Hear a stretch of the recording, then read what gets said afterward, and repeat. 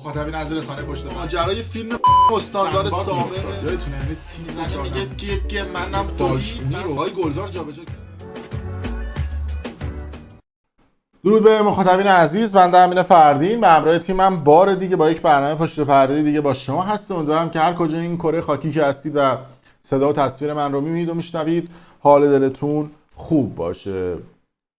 تو همون اوایل خیزش انقلابی مردم ایران بعد از کشته شدن مهسا امینی به دست ماموران امنیتی گشت ارشاد ما فعالیتمون رو توی یوتیوب گسترش دادیم. من روزانه شاید 2 تا یا 3 تا ویدیو منتشر میکردم و خب موضوعات مختلف رو تحلیل و آنالیز میکردیم، حتی مثلا تحلیل و آنالیز دوربین های مداربسته ماموران گشت ارشاد و جایی که اتفاق افتاده بود و ویدیو تا دلتون بخواد منتشر میکردیم. با وجود فیلتر بودن یوتیوب تو ایران و با کاهش سرعت اینترنت تو ایران، خب طبیعتا ویدیوهای ما در رسانه پشت پرده خیلی بالا رفته بود به نسبت و طبیعتا درآمد خوبی هم رسانه پشت پرده از یوتیوب داشت.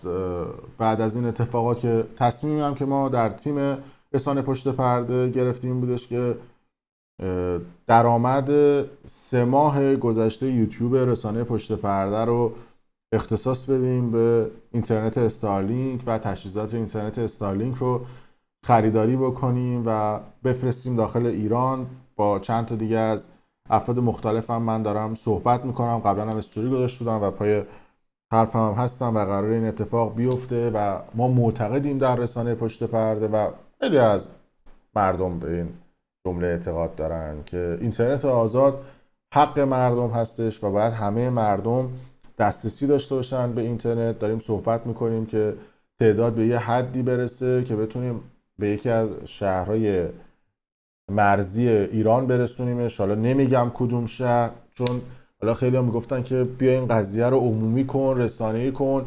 خب ببینید این تجهیزات ورودش به ایران ممنوعه، پس طبیعتا باید به صورت اصطلاحاً در پشتی یا حالا به قول خودمون کوله پشتی یا حالا به نوعی قاچاق وارد ایران بشه. که البته بگم که بسیاری از دوستانی هم که کوله بری میکنن و این کارا رو انجام میدن با من همکاری کردن، حالا با چند نفر از دوستان من که گفتن که ما قول میدیم که این وسیله ها رو بدون هزینه وارد ایران بکنیم و به دست مردم برسونیم. حالا تعدادش هم تعداد قابل توجهی هستش و داریم این کار رو انجام میدیم که این تجهیزات رو داخل ایران بیاریم. و این نکته رو هم بگم که این تجهیزات به نسبت قابل ردیابی نیست و نمیتونن شما ردیابی بکنن چون مدام فرکانساش تغییر میکنه. در حال حاضرم من حالا اون خبری که شنیده بودم بیش از 800 تا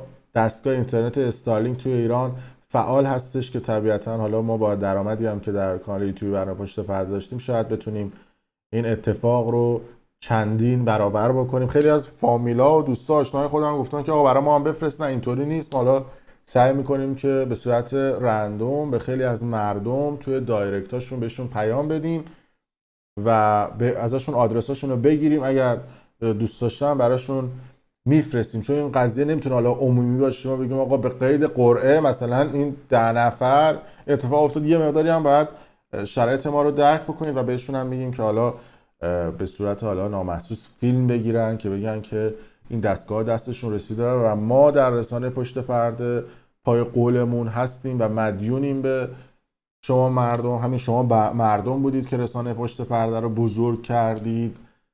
من رو به اصطلاح خودمون خیلی عامیانه بگم دیگه ولک معروفمون کردید. درآمد هم داشتیم توی رسانه پشت پرده، دمتونم گرم، از یوتیوب هم درآمد داشتم و به هر حال یه جایی من باید دینم رو به مردمم ادا می‌کردم و باید یه جایی ثابت می‌کردم که هر چی من از رسانه پشت پرده به دست آوردم رو مدیون همین مردمی هستم که ویدیوهای من رو می‌بینن، به اشتراک می‌ذارن.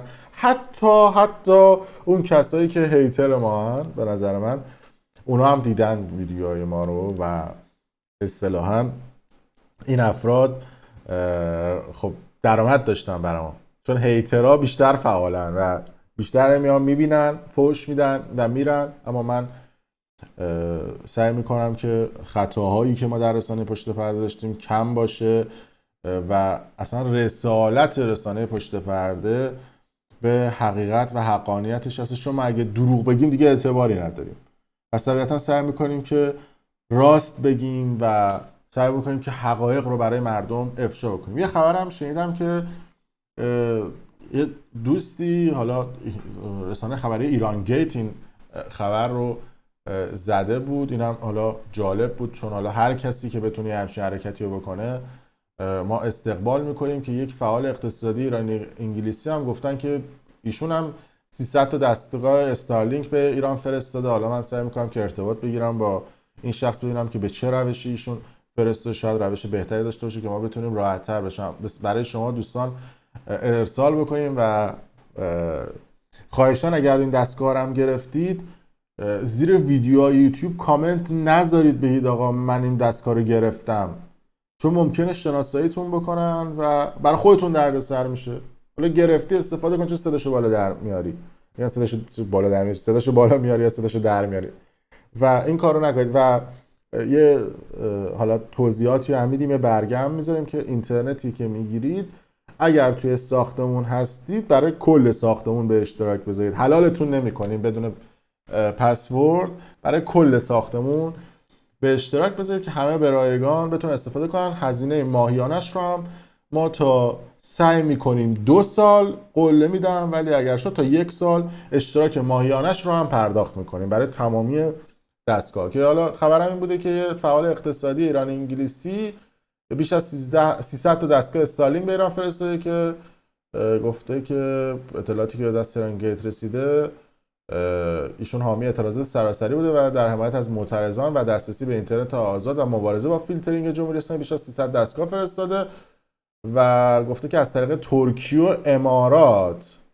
ارسال رو انجام داده و در اختیار مردم قرار داده. همچنین هزینه شارژ ماهیانه دستگاه استارلینک توسط این فعال اقتصادی تامین شده اختیار شهروندان قرار میگیره. من زنگ زدم به این مدیر ایران گیت، گفت شخصی بوده به اسم فرزاد وجیهی اگر اشتباه نکنم، ایشون توی انگلیس این کار انجام داده. به هر حال ما گفتیم ما هر کسی این کارو مثبت میکنه بگیم. از اون طرف آقای فیروز نادری البته یه توییتی زده بود، ایشون هم یکی از کسانی بود که گفته بود که منم میخوام دستگاه استارلینک به ایران بفرستم و گفته که متاسفانه این وسط خیلی از مردم از این تایم استفاده میکنن و پولی به جیب میزنن و شنیده شده که اینترنت استارلینک توی ایران بین 2 تا 3 هزار دلار، که البته با دلار اون موقع میشد 50-60 میلیون زمانی که این توییتو زده بود، الان در حد 70-80 میلیون تومان قیمت این استارلینک ها هستش. که البته گفته بود که ما تمام اینها رو با پولهایی که جمع کردیم خودمون و دوستانمون به صورت رایگان در اختیار قرار داده بودیم، که متاسفانه ادعا دارن این قضیه رو سودجویی میکنن و اتفاق رقم میزنن. برای همین ما خیلی داریم دنبال یه آدم مطمئن میگردیم فردا روز اگه این دستگاه رو برد توی ایران نفروشه، یعنی واقعا رایگان در اختیار مردم قرار بده. و این یه مقداری کار ما رو پیچیده کرده بود و حالا یه سری کمک ها هم خیلی از دوستان کردن و قرار شده که اونها هم با ما همراه باشن در خرید تجهیزات استارلینک. اگر خیلی از شما دوستان هم دوست دارید که کمک بکنید، حالا میتونید از طریق حالا لینک کانال تلگرامی که من این زیر گذاشتم بیاید توی کانال تلگرام یا به آیدی امین فردین توی تلگرام پیام بدید. اگر ایرانی خارج از کشور هستید و دوست دارید که توی خرید اینترنت های استارلینک به ما کمک بکنید، میتونید این کار رو انجام بدید. هرچند حالا خیلی دستگاهی که ما میخوایم بخریم به نسبت زیاده و ما ترجیحاً پولی رو از افراد نمیگیریم، فقط راهنماییشون میکنیم که چجوری این دستگاه رو بخرن و برای ارسال هم راهنماییشون میکنیم که خودشون ارسال بکنن. ما خیلی حوصله دردسر ندارم فردا بگن آقا از این پول گرفتی، از اون پول گرفتی، کشیدی بالا، نمیدونم خوردی، نفرستادی، فرستادی، رسیدش. ما از این حوصله ها نداریم. حقیقت میگیم آقا این راهشه، این چاهشه، اینجوریه، اینجا ایمیل بزن، این شرکت برات اینجوری بسته‌بندی میکنه، اینجوری میفرسته. حتی اگر حالا میتونید معافیت‌های مالیاتی رو هم بگیرید ازشون و راهنماییتون میکنن. که بتونید ارسال بکنید به ایران و فقط ما راهنماییتون میکنیم. حالا بیشتر ما صرفا کمکمون راهنمایی کردن به شماست که خودتون این کار رو رقم بزنید، نه اینکه حالا چون یه لحظه فکرم گفتم اگه ما پول ازتون بگیریم دردسر میشه، فردا روز میگن آقا بیا بگو فاکتورش گو چند تا خرید، حالا بیا درستش بکن. ما خودمون داریم یه کاری انجام میدیم ببریم جلو با صحت و سلامت کامل، خیلی بهتر. در صورت مرسی از دوستای عزیز من که حالا خیلیشون دوست ندارن اسمشون گفته بشه و به من کمک کردن که این اتفاق رو رقم بزنه و این وعده رو هم میدم که خیلی از شما مردمی که دارید این ویدیو رو میبینید میتونید این دستگاه اینترنت استارلینک رو داشته باشید، به دستتون میرسونیم و کسایی که البته این پیج اینستاگرام رسانه پشت پرده رو که حالا یا امین فردین یا اون لینکی که من اونجا توی بیو گذاشتم اونجا رو اگر فالو کرده باشه ما از بین اون مخاطب ها میتونیم انتخاب بکنیم و اینترنت رو براشون بفرستیم. امیدواریم یه سپاه اطلاعاتی هم به پستمون نخوره که این اینترنت استارلینک گیرش بیاد دیگه. البته قابل شناسایی نیست واقعا، ما نمیتونیم تشخیص بدیم طرف سپاهی هست یا نیست اینترنت گیرش میاد، ولی خب حالا به هر حال اینترنت گیرش میاد، چیز عجیب غریبی هم نیست. ولی خب مرسی از شما مردم که رسانه پشت پرده رو حمایت کردید، ویدیوها رو به اشتراک گذاشتید، سابسکرایب کردید و قطعا هم ما مدیون شما هستیم و دم همتون گرم. مرسی از شما.